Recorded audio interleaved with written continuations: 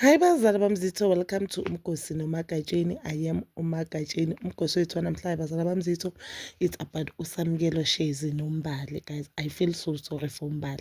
I just feel so sorry for Mbali. Guys, Samkelo Shezi has moved on and has posted a new girlfriend. Like he didn't post the face of the girl because the girl ukavara ubuso bakhe ngezandla, but he has moved on. Uguy and uthole girl omushi. Seems like girl beautiful.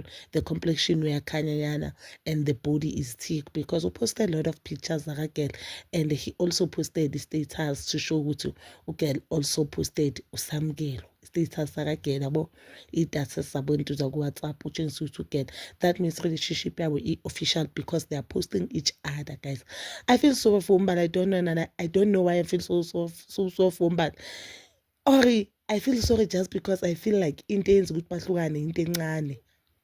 After watching a live Umbali explaining what really happened ukuthi bahlukane, I felt it like into encane. I felt like bazolungisa izinto because I even saw a video, pictures and videos the next day. It seemed like bagu location in one, and I really thought they're just pushing a content, they're just doing this thing for a content, bazolungisa into zabo and they'll move on. Kanti next into kaSamkelo isirasi, and now I'm starting to believe ukuthi mhlawumbe uSamkelo, just maybe uSamkelo uthe bamuve here knowing yena ukuthi here saka nomunye umuntu, because cabanga relocating with someone a month after, it's not even a month guys, few weeks after to relocate umuntu sakakuvusela into wayenza kudala. I'm not saying lento yayenza uMbali be right, no, it's wrong ukuthi uthi masowudakiwe uqale wena soyangithuka ukhuluma into eyiningi and izinto ozikhulumayo wena ungazi personally, then uzothi mina ngiyakuza for your content while you're also benefiting from this content, and there yakhe imali uyayidla nami yamali ngiyayidla. I got to content creator, i-content yakhe iyakhula neyami iyakhula, so why would you believe ama-comment abantu babathi uyanginuza for your content? Ngibuye ngi-understand ngoba uthi uMbali waxolisa, and uMbali ama-reasons wakhe guys ayazwakala.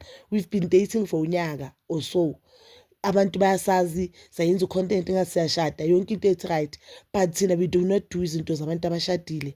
Umjolo angithi they are married phela, mawubhadala lobo lumshadile umuntu guys, abantu abamnyama.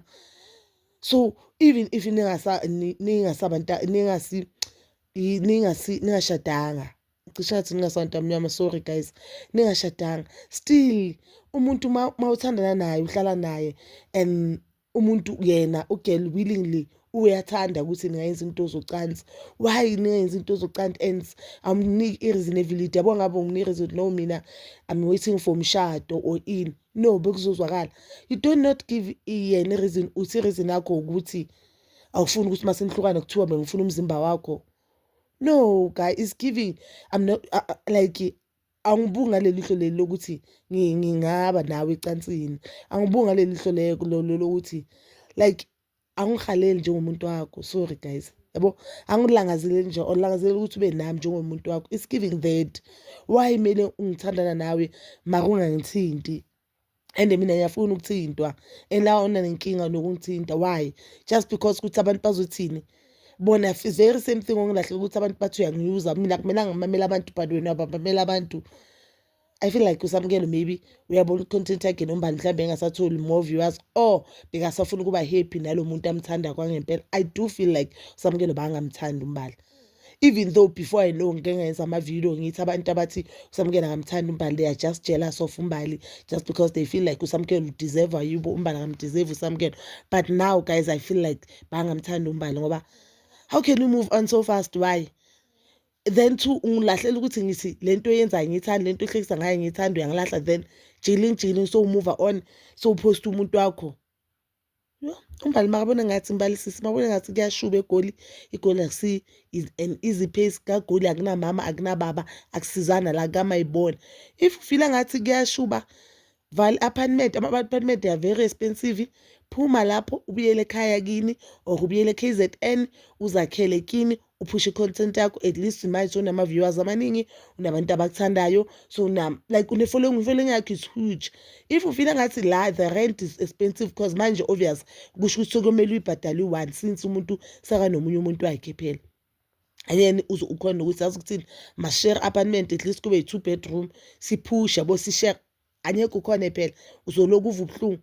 If you feel ngathi life yasegoli is too expensive for you, my love, go back home. Of which I believe ukuthi kungoNkulunkulu, ngomusa kaNkulunkulu everything will work out. I feel like ngomusa kaNkulunkulu mhlawumbe ukulethe egoli yena asukulethe egoli ukuthi nizohlukana, ukulethe egoli ukuthi azokushiya, kanti ukulethe egoli to open doors for you, my love. I just feel so sorry for you. Cabanga lo December ngaka. But ke bazala mziso, that is life. And one thing about Mujolo ke fatu. Utsekele one said jola ubone. Jola unyele. So Mujolo uyasinda. Umshado yasinda. Into nje kuhlanganisa nomuntu ongazalwa naye izokulimaza. That is all for now. Please comment down below your thoughts and please don't forget to like, subscribe, share and hit that notification button. Nginithanda ukuya nokubuya.